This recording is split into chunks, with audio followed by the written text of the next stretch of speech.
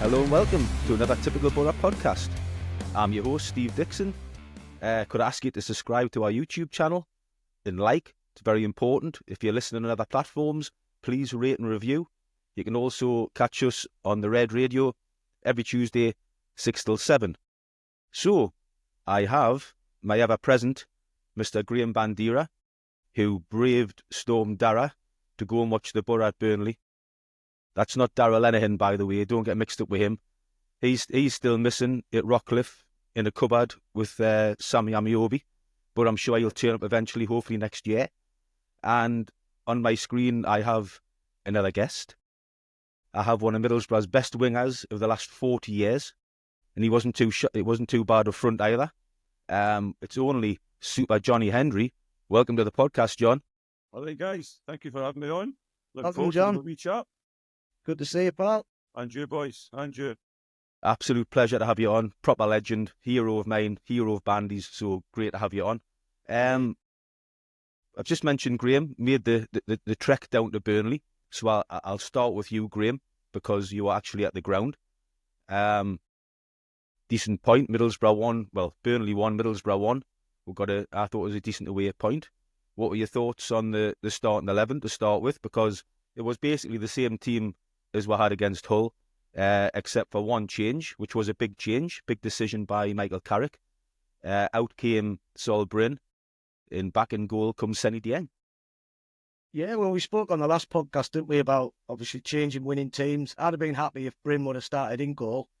As it turns out, Dieng got a little bit of flack for their goal, but whether or not it was at fault, we'll never really know. It's not worth dwelling on, to be honest. But travelling down there in that storm, it was atrocious. Weather was shocking. You're thinking, we'll do well just to get a point here and get back, because they're a good team. We're a good team. Two teams were going at it. It's like a heavyweight boxing contest at one point. Really, really good. They played well. We played well. They matched us. We matched them. We got ahead. Just a bit disappointed we couldn't hold on till half time just to see it through and then reshape second half and try and frustrate them. But you'd have took a point. We played really well. Their midfield were excellent. Cullen and Brownhill, they ran the show really. And we did well just to contain them in bad conditions. So really, all in all, a cracking point and a great goal from us as well. Yeah, definitely. I agree. I thought first half, we showed them a little bit too much respect. I think the weather played a part in that as well. Yeah. We got the lead with Anthony Dijksteel, who had a superb performance and was rightly given man of the match, in my opinion, after the game. Got one front 13 minutes with his goal. Got put through by a great ball by Dan Barlaser. Clap ball. Yeah, really great good ball pass. through. Dijksteel chips the keeper. We'll go 1-0 up. But then I thought we sat off them a bit, John, and I thought we invited a bit of pressure in the first half. Yeah, you've got to realise as well, there was very, very difficult conditions to play in. And it's like, obviously, the howling wind. For me, I hate the wind. I think it's the toughest conditions as a professional footballer to play in. And you've got to get in there and play the conditions. But I actually tipped you 1-1 draw before the game. I was on the show with Craig Hignett and Dave Allen, and I said, I think it'll be 1-0 and what have you. Because Burnley is a very, very difficult place to go to. Unbeaten at home this year. I think the reformed team as well. I think they'd won the last 4 games. And you could, obviously, let's not forget that they were in the Premier League team last year as well. So if, even before the ball was kicked, you'd say, do you take a point? I'll say all night long. Night long. They'd only let in 6. They'd only let in 6 goals, John. So for us to score even, I thought that was great. Yeah, that's right, Bandit. Just to pick them off like that. But you're right there. If it was a boxing match, you'd probably say, certainly in the first half, if it'd been a boxing bout, Burnley would have won in points. I felt they were they deserved their equaliser. Yeah, I thought so. Yeah. It was a good finish by Connor Roberts. You've seen the chance. You've seen Dieng. It wasn't the howler, anything like that. I've seen a lot of criticism from on the socials because I think a lot of fans like you, Bandy, were wanting to keep Sol Bryn in goal. But if you watch it, he just takes a step forward just as Connor Roberts hits it. And obviously the conditions played a part with the wind and it bent and it was dipping. Probably could have moved his feet a bit quicker. Once he seen the ball leaving Connor Roberts' foot, I thought he could have got back a little bit quicker. However, you know, it was a good finish by Connor Roberts. You've got to give him credit. He played the conditions well. He thought, this worth having a pop. It goes in the net, and we'll go in at half time 1-1. I agree, you know, take a point all day long, you go in. But second half, again, when we turned it round, I thought Middlesbrough were back on the front foot second half, and we created, in my opinion, 3 really, really big chances in Conway, Bergzog, and then the chance of the game, George Edmondson. Oh, yeah, that one. Yeah, he should have scored. I thought he scored. Just going he back should have to scored. He should have scored, shouldn't he, John? Yeah, should have centre back going up for set pieces or the centre forward. That is a golden opportunity. He should have scored. I felt Bergzog should have done better as well with his opportunity. Yeah, I think that was. He sort of scuffed it with his side foot. He didn't get the corner right, did he? If he'd put it on the other side, it would have gone in. But yeah, that's right. Just going back to Dieng, I was row 1, so and just need to glance across on the goals on my left. So when Roberts has hit it, it was swirling a bit as well. Was it? It was crazy, but he was a good yard or two ahead of himself. He'd come out too far. That's how he likes to play, doesn't he?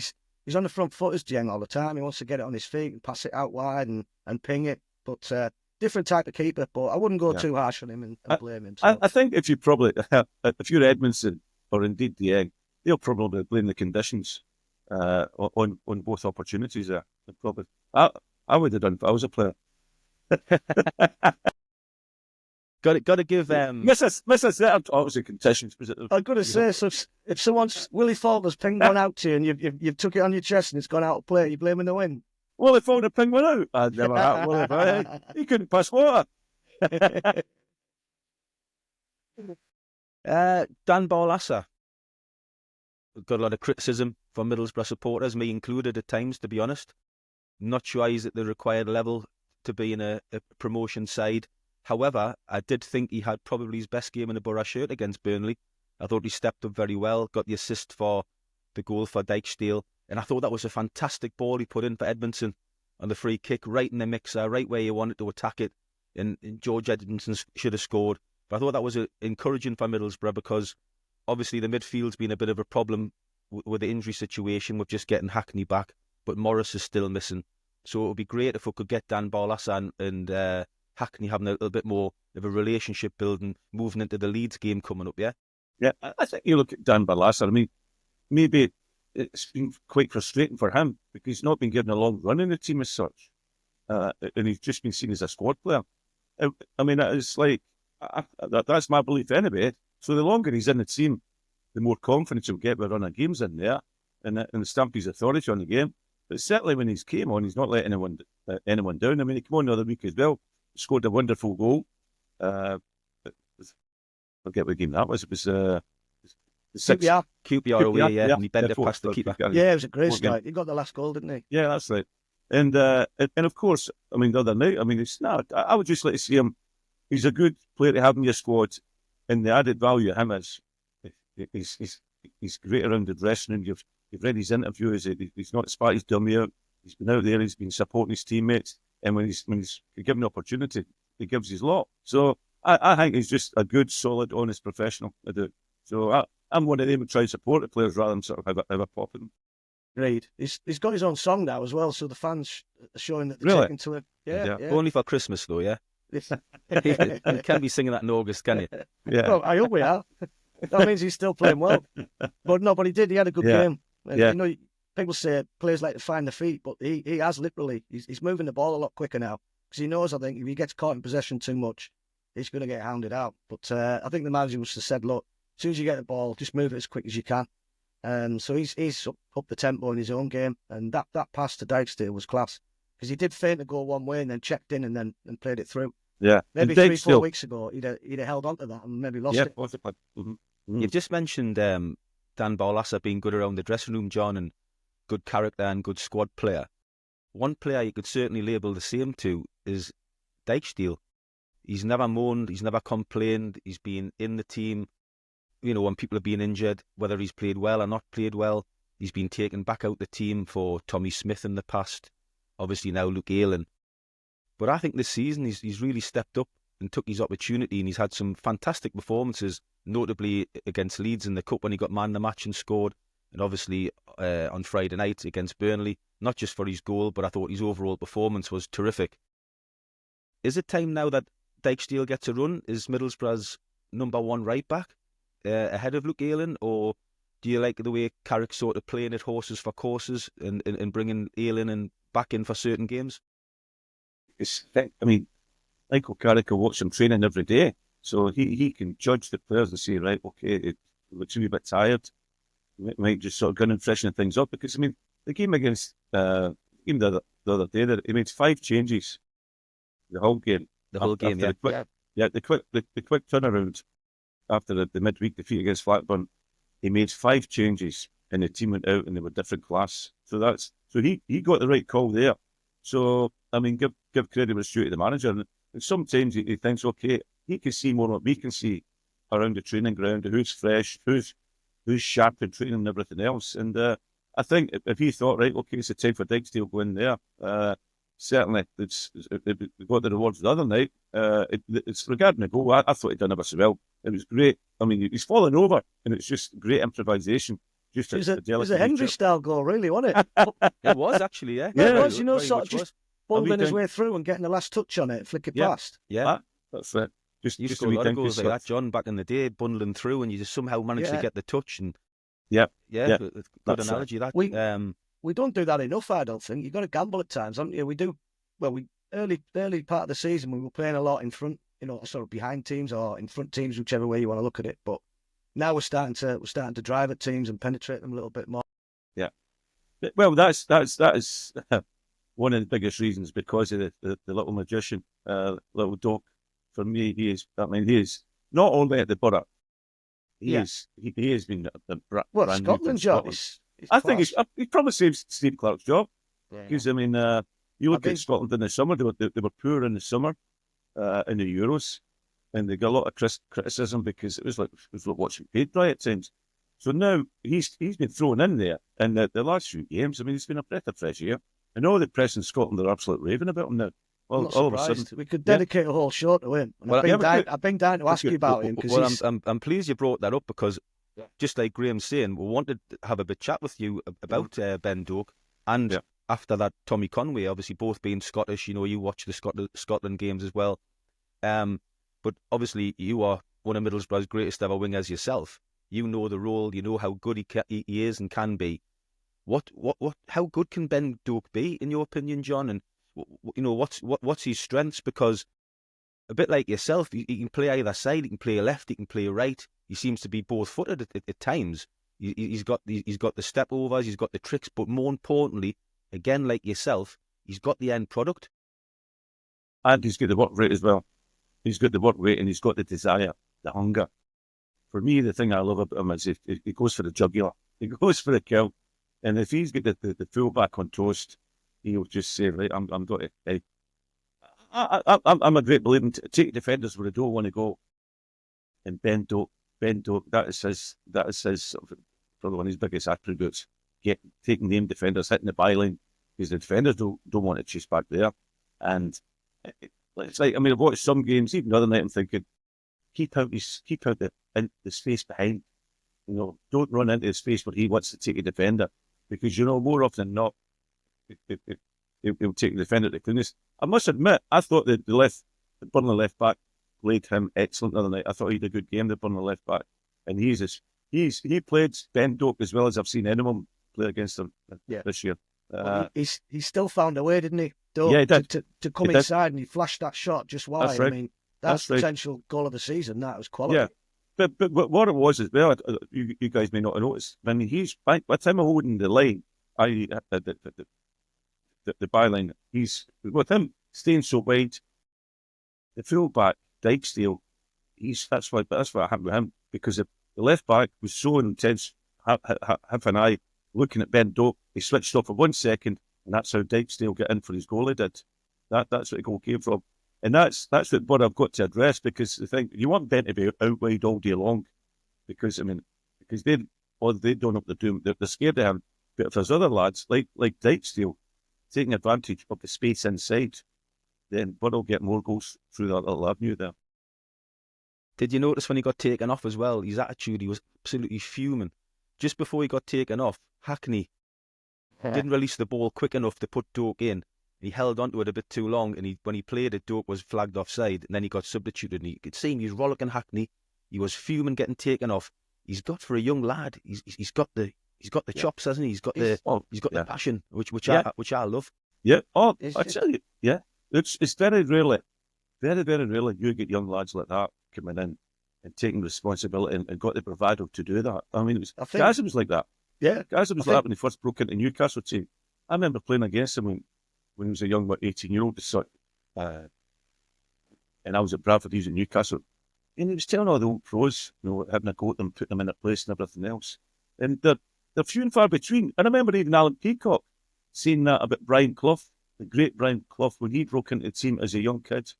He was running the dressing room. He was the one who was bossing, had the arrogance and the bravado to be telling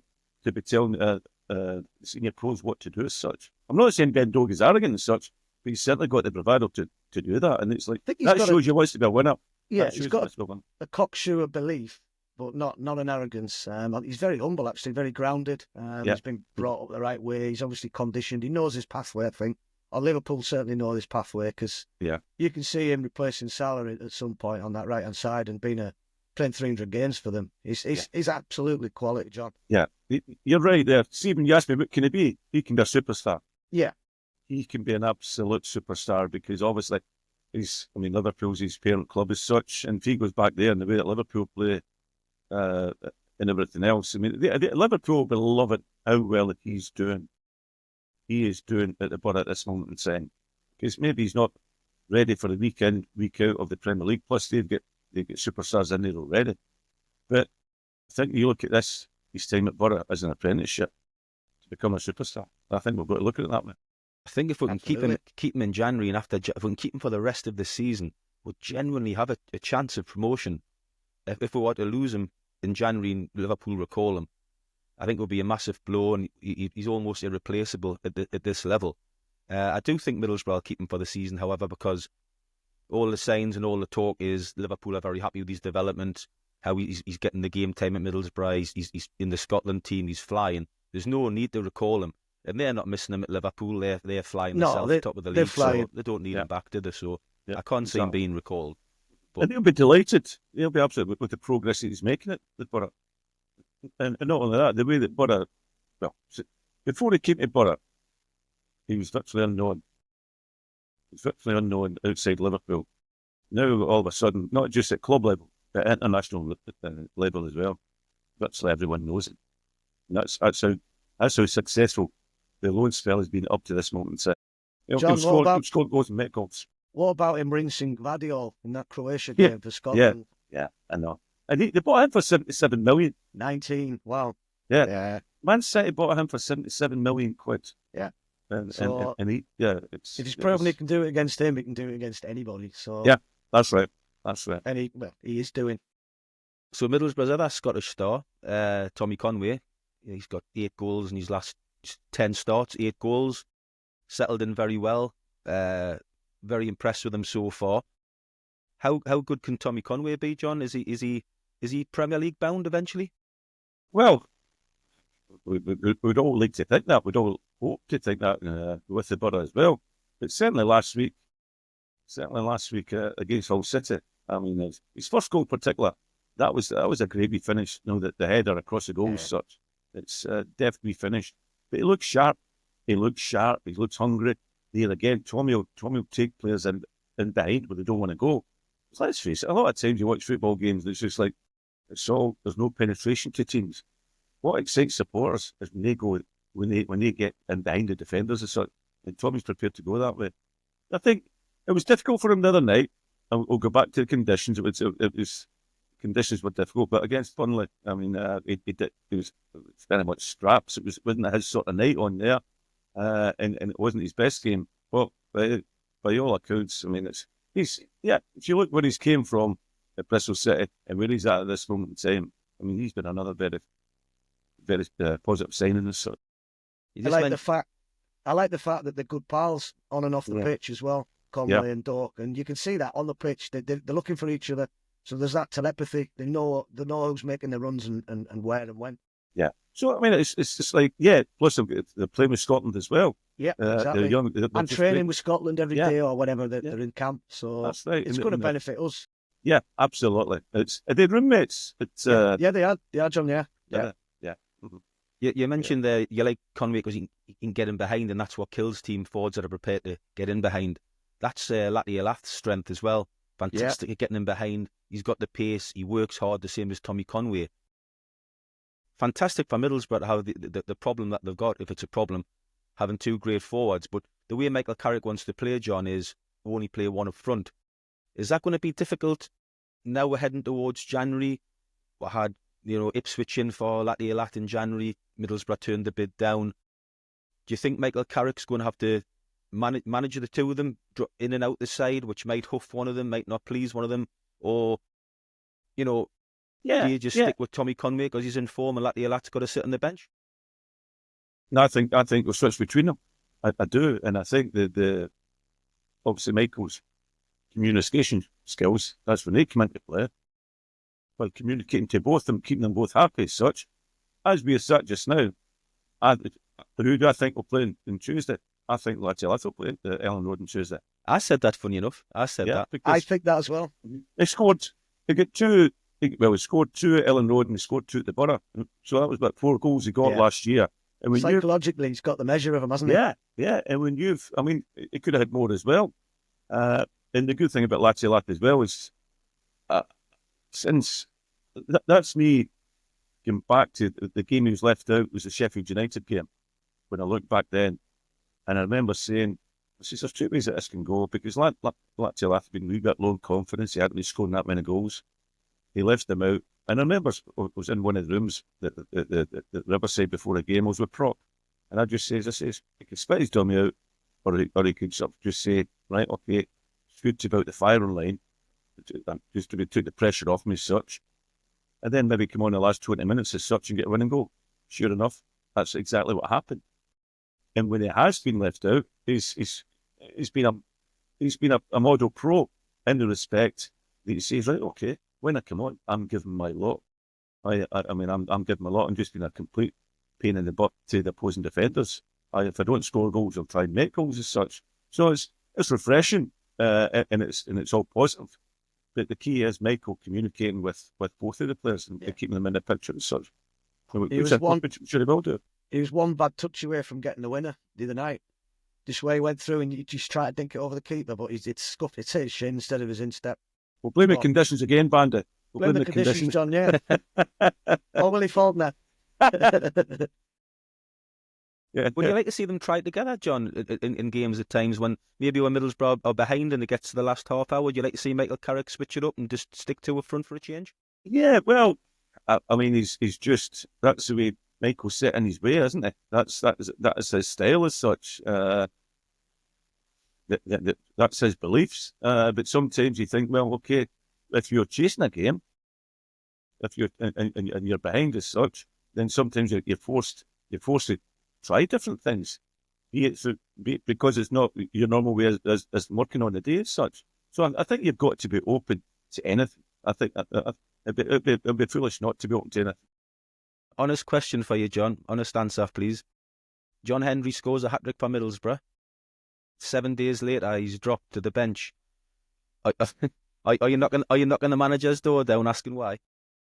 Yeah, I know it would be. Yeah, I think I would be. But by the same account, that was in my day. Who's that? Is that Burnley? Yeah, he'd definitely be knocking the manager's door down. Listen, if he'd a stinker, he would still be knocking the manager's door down, I can assure you. Yeah. He was knocking the manager's door down every week. Bernardo was, I'll tell you. But no, it's different than our day, myself and Bernie's day. I think it's more the squad culture nowadays. Players seem to accept that, I think. I think you're right, John. I think Carrick's, he's got them all eating out the palm of his hand, really, hasn't he, at the moment? And they know the score. Sometimes they could score 2, they could score 3, but they might be sitting the next one out. So he's looking ahead all the time. He's talked all season about it being a squad game and a long old season. I mean, I just want to see Doak in every week. I want to see Riley in every week. But I appreciate now it's not possible with the the flurry of games, Yeah. especially over Christmas. It's going to be frantic, isn't it? Yeah. I'm with you. I mean, it was like, obviously, I mean, Ben was left out for the Coventry game the other week as such, and he was badly missed. But Michael, he sees him in training, and he can see who's a wee bit weary as such. And indeed, maybe not as much with the younger pros, but with the senior pros, you talk to them. I remember when I was a senior pro, and the manager was saying to me, "What do you think, Johnny? You played midweek after playing on the Saturday as such." And I think that you know your own body as such, and communication's a key. That's a big thing. So we've got Leeds United coming up Tuesday night. Huge game. Yeah. Bandy, what changes would you make to the lineup? And what would be a decent result for Middlesbrough? Or happy to take a point? Or do you think, let's go with it? But it'd be nice. Be nice to go there and get a win, obviously. I'm in Harrogate, John. My wife's a Leeds fan. All my pals are Leeds fans, so it's... Yeah. It'd be nice to go there and turn them over, but I realise it's a tall order. They look as potent as us going forward. I mean, they're winning games quite comfortably without breaking sweat, particularly at home. They look a different beast away from home. They're very susceptible at the back. So we could get at them with set plays, but I'd take a point now, to be honest. Berg's always quite lively. He likes to get the ball, run at players. But the worst thing you want to do at Elland Road is lose possession quite regularly. And I'd like to see Riley come in on that left, keep Doak on the right. And I do think he'll bring Lath in. I think John made a good point. They play quite a high line to Leeds, so they do push on. So it might be worth putting the ball over the top for a change, just to see if we can get Lath flying, get him away. Good thing yesterday, the left back injured, Leeds left back. He's gone off, so Doak should be rubbing his hands. So there's the way to win the game, hopefully. Yeah. Christmas. Go on, John. I'll go. It's like, if you look at both teams play the same system. Like Daniel 4-2-3-1, and Leeds have got rapid wingers as well. I mean, obviously there was Solomon yesterday. He'll probably be Willie Nonto playing in the left, and Dan James playing in the right. And both of them are rapid. And Harrison tucked in. It was Pirro played yesterday. You mentioned the full back there. Firpo get injured. Yeah. I mean, it's when that happened. It's like somebody says, "Oh, Firpo's injured." It says that'll be Ben Dokaitis he's got there. I'll tell you. I said the same thing, John, and then they put Wobber at left back. I thought I could have a go at him, Well, Wobber's he's an international footballer, and he scored yesterday. Yeah, he did. If you look at his two defenders that scored yesterday, Joe Rodden and Wobber got the first goal for Leeds. And Wobber, I tell you what, that'll be a good contest. That'll be a great contest, Ben Doak against Wobber as such. It was interesting to see how Wobber copes with somebody like Ben Doak as such, or what? I mean, Leeds might even play Schmidt instead. Possibly, They might play him instead. But I'm with you, Bandit. I'd take a point now. I think if you look at the games last year, at half time at Elland Road, it was 3-2.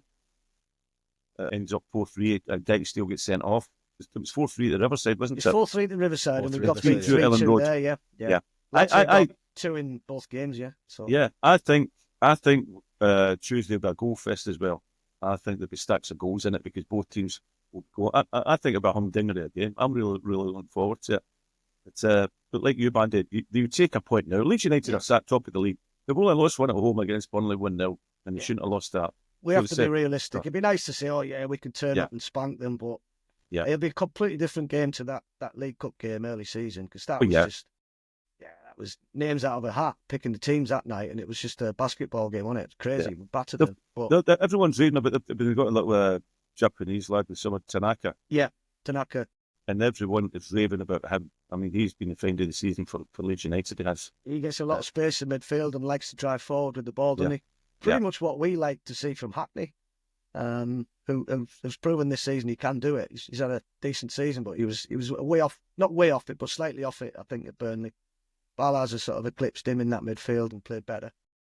Whoever done the fixtures, I mean, it's like both of the fixtures, Leeds v Boro v Leeds, they're Tuesday night fixtures. What's that about? I mean, that should be a Friday night or a weekend game, isn't it? Yeah. It's not hadn't been a Tuesday night fixture as such. Big game. I think the Millwall game just dictates if it's a good result. If Middlesbrough get a point against Leeds after getting a point against Burnley, if you go and beat Millwall after that, they're both great points. If you get a point against Leeds and go and lose to Millwall, it's a bit disappointing. So it'll be what it'll be over the Christmas fixtures, which I'm getting to now, because John, you obviously played as a professional for years and years and years. Middlesbrough have got 6 games in 22 days over the Christmas period. We've got Millwall at home, followed by Plymouth away. Then we've got Sheffield Wednesday at home on Boxing Day. Burnley at home. Again, quick up, Burnley on the 29th at home.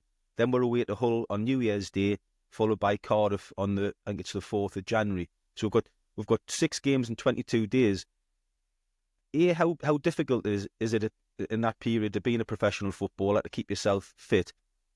And secondly, do you think after those 6 fixtures we'll have an actual idea if Middlesbrough are going to be top 2 candidates or top 6 candidates? Yeah, I think we'll have a better idea after that little clutch of games as such. How difficult? Very difficult, because it's relentless, and everything's scrutinised nowadays by everyone. When you're a player, I mean, my day wasn't scrutinised as such. But the key is that, like I said to you before, that the key is the squad and the manager. The manager recognising when someone needs to step out and what have you, have a little breather as such, or taking off after 60 minutes, saving them. And when you got a clutch of games like that, there's not much training done. All it is just preparation for games and rest. And people don't realise that rest is just as important. The key is getting your rest and your carbs down your neck and what have you. But the manager he and his coaching staff, they'll gauge who's sharp and who needs resting and what have you. But the key is rotating the squad, I think. The game's getting a little bit more professional now, John, than it was maybe 20 odd years ago. Do you know any ex-professional players that maybe still enjoyed Christmas a bit too much? Loads of them. Me. No, I didn't. Not. Another mince pie, John? No. I used to get it every week. Who ate all the pies? I'll tell you. But no, I mean, it was. I think in the olden days, it was rumoured that some of the players they pick out went to get suspended, so they'd miss the festive period and what have you, or you get sent off or pick up a yellow card the week before, and you think, okay, that's it, I can enjoy Christmas dinner and what have you. But yeah, I mean, I'm sure some players have got, some of the senior pros still have half an eye on that.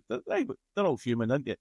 But it is, as a footballer, as a professional footballer, that is the toughest time for it, because it's like, I mean, some managers have you in training Christmas Day as such, and you're sleeping in a hotel New Year's Eve, and it's a lot of games it is. But the key is just getting as much rest as possible in, because if you're playing all the same 11 players in about 6 games, they'll be absolutely exhausted. I'm going to plug now a typical Boro Christmas prize giveaway, because as you know, our friends at Midas Claddon of Middlesbrough, every month they put up a prize on the podcast to give away. Because it's Christmas, we've went a little bit further this year with some extra prizes. So, as usual, all you'll have to do is to follow the Typical Boro podcast on X and retweet our pinned prize tweet. That's all you have to do, and you'll be drawn as random to win some of these prizes. So for Christmas, we've got a Graham Bandera Riverside calendar, courtesy of Graham, to give away. Oh, I've got it here. Graham's is it used? Is it last year's? Oh, it's this year's coming up. It's a new one. Next year's, John. I'll try and sort you one out. Unless you want to enter the competition, see if you win it. Hey, John, get the Erson one out. Yes, yeah, pal. Look at this. That one. Our calendar model, Mr. Hendrie. Yeah, Look, every single day. Look, that was my diary there. Never mind the calendar, it's my diary. You see that? There you go. All the way through, with summer holidays, everything, we're all in there. Brilliant. So that's Mr. and Mrs. Diary, but forget your smartphones and everything else. Everything is written in there, Bandy. So thanks, pal. There you go, Boro fans. Be like John Hendrie. You can win a calendar and you'll sort yourself out. You don't need a phone. You just need a Bandy calendar. So that's our first prize giveaway. Our second one is a signed Anthony Vickers book, The Middlesbrough Legacy Numbers, which you'll probably see and advertised. He's been on the podcast promoting it. So we do have Anthony Vickers' Legacy Numbers book up for grabs. Now, There we go. there we go. There's a Legacy Numbers book up for grabs, signed by the man. Now, the other prize is we have an official England replica 1966 shirt signed by Sir Geoff Hurst. So, if you fancy a 66 shirt to be framed, signed by Sir Geoff Hurst, the only man to score a winning hat-trick in a World Cup final, that's up that's for the grabs. third prize. That is the third prize, isn't it? And Bandy's is the first prize. Yeah. Yeah, that's right. Of course. Sorry, Jeff, if you're listening. Sir Geoff to you, Bandy. Sir Geoff. Sir Jeff, yeah. And the final prize to give away for Christmas is we'll have 2 North Stand tickets for the Boxing Day clash for Middlesbrough against Sheffield Wednesday.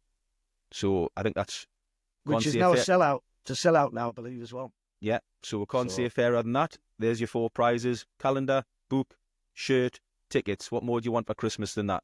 Can it be well fairer done, than Santa. That's good. So thanks to Miles Cladden again of Middlesbrough for that. Right, now we're going to crack on because I want to talk a little bit to John about his time at Middlesbrough. I'm not going to have you on the podcast without discussing your time at the Boro. So you joined in 1990. You had an indifferent time at Newcastle where you actually won Player of the Year that year, but moved on to Leeds. You had a spell at Leeds that didn't quite work out, and you was injured. I had a bad injury, in all fairness. I was out for 3 months. You had 27 games at Leeds. You then turned up at Middlesbrough. I think it was £550,000 deal. Colin Todd was the manager, brought you to the club, along with Robbie Mustoe and a man at the other side of his career, John Walk. Aging rockstar. Yeah, so in you come. 192 league games for the Boro, 44 goals. Talk to us about your time at Middlesbrough in terms of the club that you joined under Colin Todd and how it progressed into something remarkably different under Brian Robson. I was under 3 managers. And Todd, Lenny, Lenny in the middle. Lenny as well. And in that time, you're probably looking at 2 promotions in the top flight. Many happy memories. And it's like seeing the change of the club from when I first went in there. Obviously, when I joined, it was Keith Lamb was the chief exec. And listen, we couldn't even get a pot of tea out of Lamb to buy our own tea bags and after training as such. And whereas when I left, I mean, it was international superstars. You've got Ferraris in the car park and Lamborghinis and everything else. But what I must say, I had about six and a half years at Boro, and it was a wonderful. And I remember when I left, there was a few tears shed when I left because it was wonderful times there, and thoroughly enjoyed it. And it's like made a lot of good friends as well. Made a lot, and I'm still well received. And I'll go up there and work at club match days, or what have you, to look after as such. And you still see not just the playing people, but staff that used to be there who work at the club, and they're still there years later. And it's just as if it was yesterday. But fond memories. And Toddy signed me in the first year we got into the playoffs. I think I actually used to share the room with Robbie Mustoe. And we lost it in the playoffs to Notts County. A disappointing playoff to Notts County. Warnock was managing then. That's right. Yeah. That's right. And I think we've been a few fallouts as such. I think Burnley fell out with Toddy as such over the course of the season. There's been incidents, and Ian Baird was I followed Baird. I mean, Baird had been at Leeds as well. I followed him up to the Pearson Park, and we were unfortunate that year. It took us a wee bit to get going, but then Toddy lost his job, and I got on well with Toddy. I liked Colin. Then all of a sudden, and he was the one that brought me to the club, of course. So after 12 months, he loses his job. Then Lenny comes in, and you're thinking, oh, a company come into town here, and I'm not sure if he fancied me or not. So you think, oh, here we go again here. It could be on the move, because I'd been at Bradford. So in 88, I went from Bradford to Newcastle. 89, I went Newcastle to Leeds. 90, I went Leeds to the Boro. So look at that's 4 clubs in 2 years. So in 91, Toddy gets a sack, and I'm thinking if Lenny comes in, I thought, not in the move here again. Not in the move again. And I'd never asked for the move. It was all circumstantial. I'd never asked a transfer one ever in my life. But I managed to win Lenny over. And people had just seen me as a winger. But when I've been at Bradford, some games I'll play through the middle, some games I'll play out wide, and I had a lot of success there. So Lenny could see that I could play through the middle, and Simon sort of chucked me into that role as such, alongside Paul Wilkinson. Benny had moved on, so I took taking Benny's place, and it just clicked, and that was down to Lenny as such, and certainly under Lenny, I thoroughly enjoyed my time, and of course we can forget that year. His first year, we won promotion down at Wolves, and of course we got to the semi-final of the League Cup as well. With two-legged tie against Man United, we took them right to the wire. If away goals had counted, we would have got to the final because we drew 0-0 at Pearson Park. Get down to Old Trafford. I'd partly cleared one of my attempts off the line as well. I was there, John. Couldn't believe that. And so they were fond memories. Of course, it's like, yeah, fond memories. It's, as I say, but then Robbo came in, and I remember when he got the job, Lenny had actually tipped us off. Lenny tipped us all off, and Jamie Pollock went up to the bookies and got a bet on him. He did. I think he was at the So when Robbo got the job, I was at club. Lenny made me the club captain, and Robbo rang us up and said, "He says, I've got the job, John. Viv and I want to meet you at Weatherby and want to chat about what your thoughts are in the football club. You're the senior pro as well." And I took that as a privilege. Yeah, definitely. Yeah, and an honour. So I just went through and said, right, okay, I think we need this, we need that. An ugly big centre half, a big Bruce like Nigel Pearson come in. He was perfect in that respect. And of course, Robbo's first season, we got promotion. Champions. Did you mention players to Robbo, John? Did you say there's a lad at was he at Sheffield at the time? No, because Dad had been at Sheffield Wednesday with they'd asked what I thought we'd require, and I says, well, we need a big leader. Yeah, but no particular name. Bruiser. No, and Viv would say somebody like Pearson. I says, he'd be perfect. Yeah. He'd be perfect as such. And of course, that was it. And obviously, Robbo was a leader himself. Just a leader on there, so you get strong characters. So, and I must say because I remember when Gibbo had sacked Lenny, we had to do it at the Craythorne hotel, the club with the barbecue, and Gibbo had said to me, I says, we need a spark. Gibbo, we need a spark. He says, don't worry, John. What's coming in, we'll give this the biggest spark ever. Person coming in, and I said, I hope so. We need some. And I was a senior pro. And sure enough, he certainly gave it a massive, he reignited the place to try. And it was great. It was key to get promotion in his first season. Obviously, with the last game at Pearson Park. It was key because we were moving on to the new stadium as such. And then on the back of that, so you get Premier League football, then on the back of that, you can bring in your big hitters. Yeah. That was a class side that got us promoted, I think. Yeah. And it's like, I was speaking to Sky, I was speaking to the lads at Sky. They're doing a little, over the festive period, they're doing a little documentary on 6 players, and one of them's Juninho. So they're out to meet me the other week there. I was just getting my little tales about Juninho. And he spoke to Robbo, Tim Thornton, who's making it. He spoke to Robbo, and he just said, he says, John, he says, Robbo said if he'd been going out to Brazil a week earlier, it wouldn't just be Juninho he'd have got Roberto Carlos as well. Can you imagine Roberto Carlos? Roberto Carlos or Curtis Fleming? Who did he go for? It's a decent upgrade, to be fair. That's so fair. Curtis, he was quality. Curtis of course, I'm only joking. I love Curtis. I know you well. We know Curtis. Yeah, he's a great pro as well and a good pal. But so that was us. That was us. I mean, just to get the club onto the next level, and of course the training ground was on the horizon as well. And when I left when I was about 33, in the last few months there, I was always in the squad, and people saying, well, John, what you got to do? I said, well, contract's up at the end of the season. We'll see what happens then. The Barnsley come in October.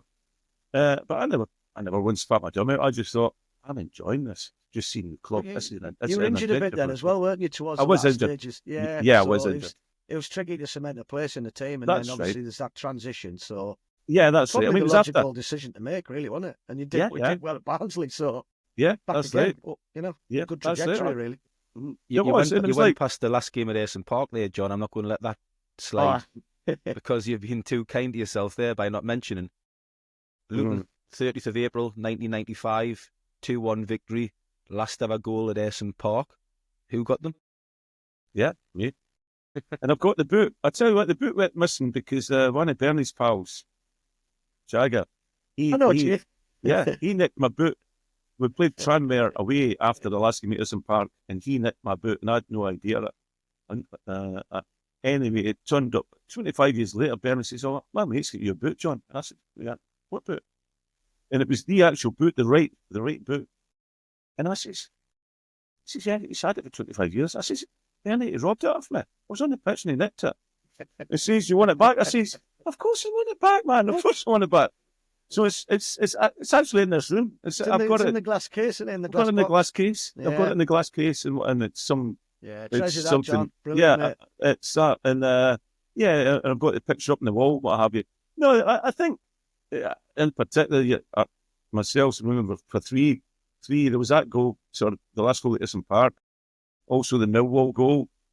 You remembered for that in my first season when I ran the length of the pitch, stopped for a pie and a smoke and what have you. Then jumped back over.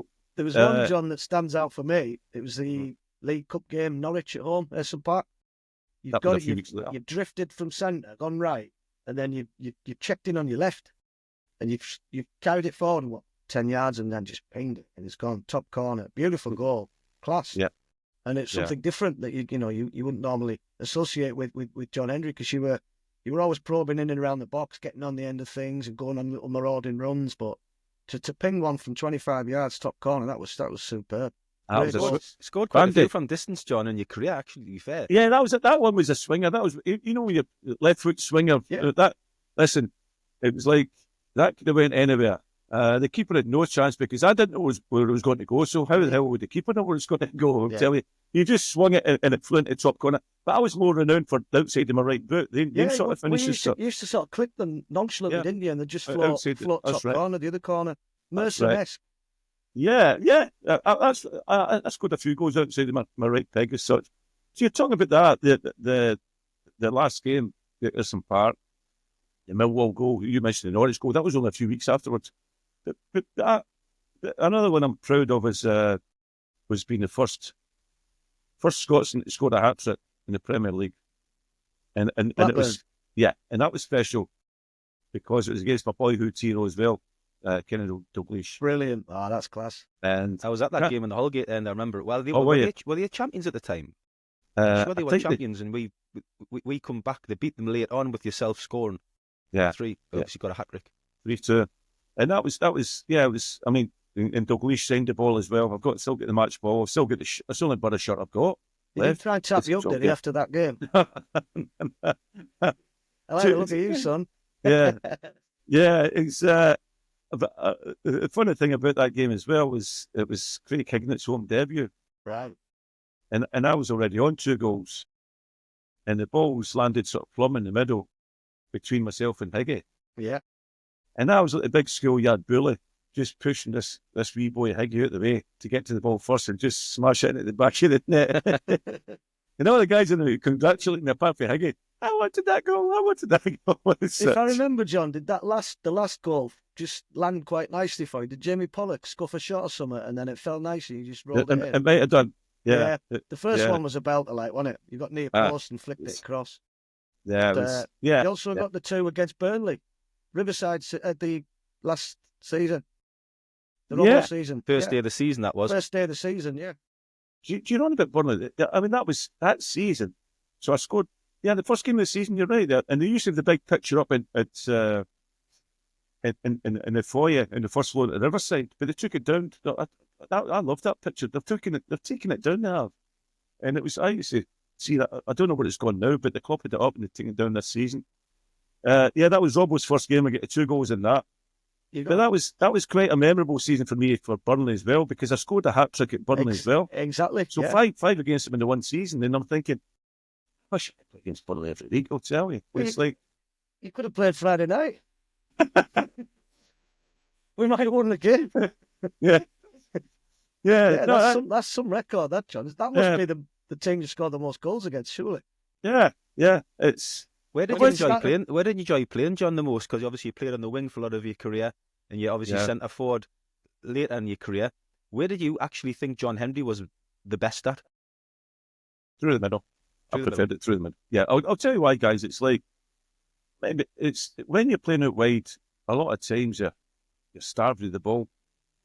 You're not involved, and not only that, it's like when you've got it defensively, you're running up and down the line, helping out defensively, helping your full back out as such. So it's like tireless running up and down the lane. But whereas through the middle, it's like when you defend, doing defensive work, a lot of times it's across the front line. And sometimes you might dispossess the forward player, then you're in advanced position as such. I just felt, you shall say Johnny Hendrie on the wing. The next line was he doesn't do a single thing. But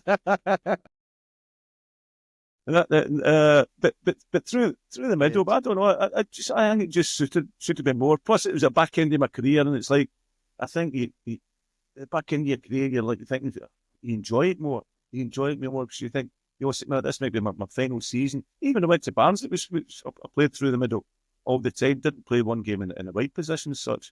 So it's through the middle it was, and that's what I actually did better at Bradford when my career took off.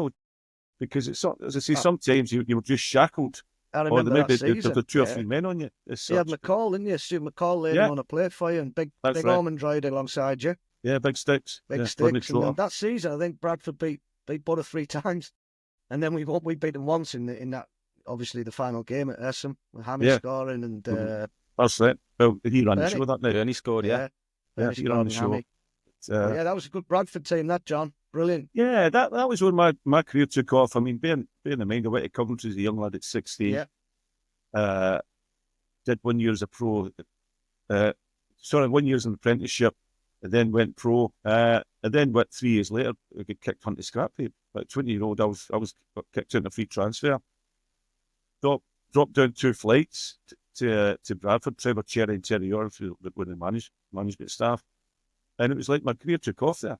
And it was like we're all in buttons, we're in peanuts, but we're just a good mix of senior players with young boys and what have you. Nice guys there and what have you. Don Goodman was another one. And great team spirit and what have you.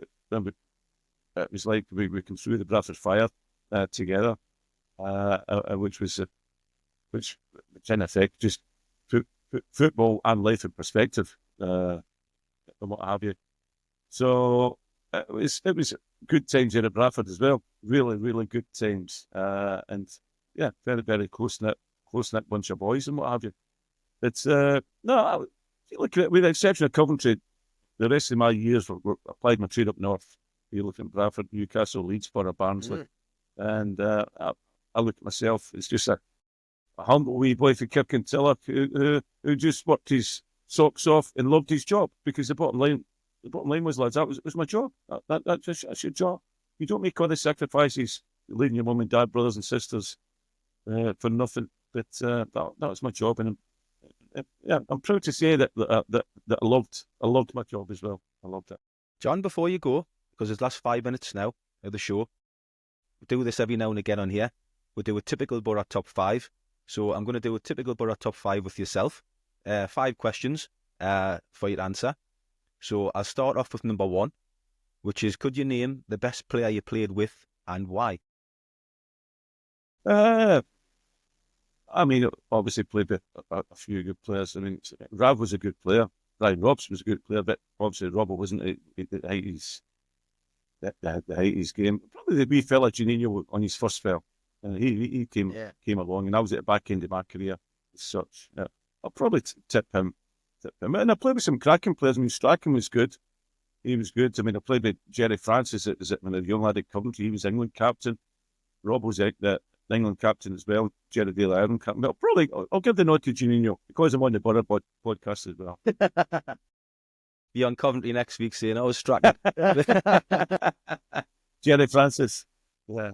Number 2, who's the best player you've played against and why? Well, I'll probably surprise you guys. He was probably the most underrated player. Paul McGrath. Yep. What a player. Paul McGrath. It's like, I remember, particularly when I played through the middle, you look at the centre backs and you think, all right, fancy playing against him.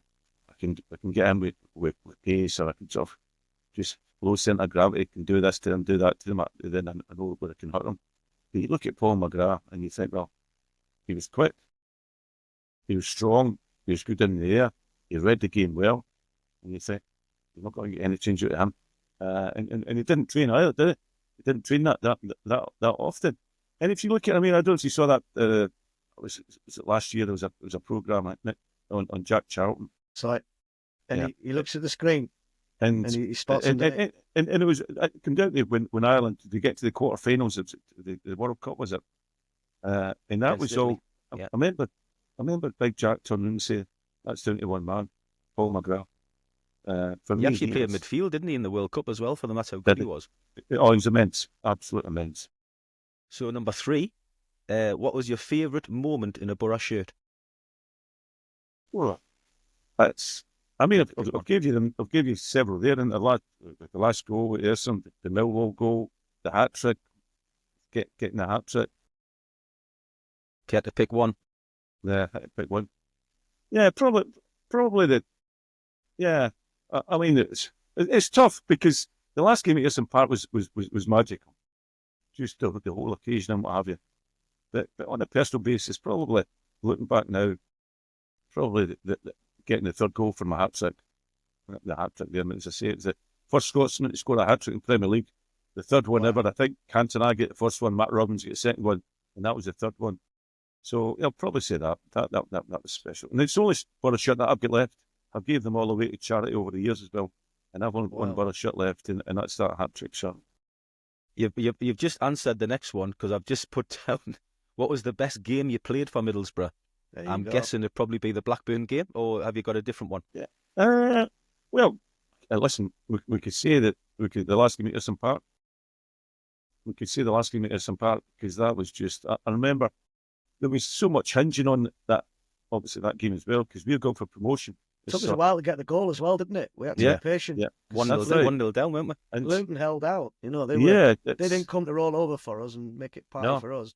That's it. Big John Taylor scored for them, didn't they? That's right. But what it was like we're the ones that's got to do the job, guys. How often the football's got a habit of combating, biting you in the bum. You never take it for granted. And we and you had to get 3 points, and it was like that day we do the old players come into town or around the pitch with opera singers. It was just red and white. It was party atmosphere. But the pressure's on us. You imagine if we hadn't performed that day or we'd drawn and lost that game, the whole thing is a damp squid. So that day, not just and when I scored the last goal at Earson Park, you don't think it's the last ever goal at Earson Park. It's not until years later when you stop playing that's brought to you as such. But on the day you don't think that. But just that feeling of relief, we knew that was it. We've got the new ground and everything else, and we knew we'd got the 3 points, and we were nearly into that promised land of the Premier League back in there in Robbo's first season. And the jubilation of that day, the celebrations that day, and that week, and that summer, we'll live with me a long time. Yeah. Great last one, John. Last one for the top 5. Who was your favourite strike partner that you played with throughout your career? If you had to pick one player to be alongside you every week, who would you pick? Wilco. Paul Wilkinson. Without a shadow of a doubt. Yeah, without a shadow of a doubt. I love Wilco. It was great. That season we got promoted, 94, 95, Robbo come in. That dynamic up front was class. I tell you what, he would go up there and he was probably not just attacking wise defensively, he was great in his own box as well. Let's say clearing free kicks away and corners away, set pieces. And And he was brave, Wilco. He was brave. And he was sort of like for me, he was unsung hero. He would be on here that would get the elbows and knocks and everything else. The ball would bounce down, and I'll get the tap in. The likes of that, the glory. But it was just probably because I loved him, because he's just so honest and so unselfish footballer, and great to play along. You get into the war with Wilco. It was brilliant. And not only did we get promotion when we're down at Wales with Wilco, the two of us achieved the same at Barnsley as well. And Barnsley have only had 1 year in the whole, but 150 odd year history, top flight football, and it was a partnership. Wilco, myself, played a big part in that. For me, very underrated player. I remember the 1 year we won the Premier League when we got promoted and got relegated the same season. Wilco got 15 goals in the Premier League that year, playing up front on his own. Yeah. And I always thought with Wilco, if he had half a yard more pace, he possibly could have been capped for England at that spell. Because at the time is Brian Deane going to get the call? Paul Wilkinson was in the mix. And he just lacked a little bit of pace to get on the international scene. But one of my all-time favourites as well, Wilco. Like you've said, John, you'd go to the trenches with Wilco. He'd take the bruises, and he's still the best player I've seen in a Middlesbrough shirt with his head. There's nobody aerial I've seen better than Wilco. But he's a player's player. Yeah. He's a player's player. You could see you making runs, John, beyond him, knowing he's going to get up, flick it on, and you're going to be in. Remember the Sheffield Wednesday game at Hillsborough? Yeah. You got the first, banged it top corner, and then Wilco chipped one in second, didn't he? Yeah, that's right. Absolutely class. Good honest player. He did get a little bit faster, Wilco, when he got a bit of his hair cut off. and he shaved that cash off. He must have got some stick for that, John, when he turned up, did he? Oh, I tell you what, it wasn't just when he first came into the club. He'd long hair. Yeah. He was a rock star, wasn't he? Like what? Yeah, but he had long nails as well. He had nails like Edward Scissorhands. And I'm thinking, there's this guy here. I was a wee bit unsure of him. I thought, I'm not sure on it. And then he made me share a room with him at first, and I thought, I went to bed with one eye open. I'll tell you, it's. Class. No. Right, boys. Unfortunately, that's it. That's all we've got time for. We'll end it with Wilco's fingernails. Scissorhands quality. Thanks for coming on, Graham. Brilliant, John. Class. Superb. Okay, boys. Please come back on the podcast again. We've got loads more questions to ask you and stuff, John. But as I say every week, Middlesbrough fans, don't say a typical Boro. Watch it, listen to it, and we'll see you next week. Up the Boro.